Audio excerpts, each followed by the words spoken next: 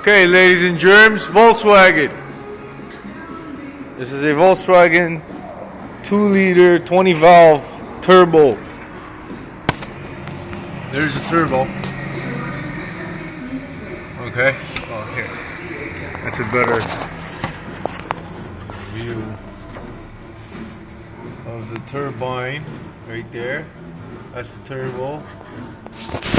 Exhaust port coming out, and there's a flex pipe that goes here, which is right there. Made by Al again, because this piece is with the converter, and it comes with 202s. Well, obviously the 02s are, you gotta buy them, right? But the ports, these won't come out, they're seized. So we save it, and we put a new flex, weld, and voila. On top of that, we're doing resonator also in the back over here, as you can see. So that's going in there with a hanger, the little thing that goes like this and holds this up. Yeah.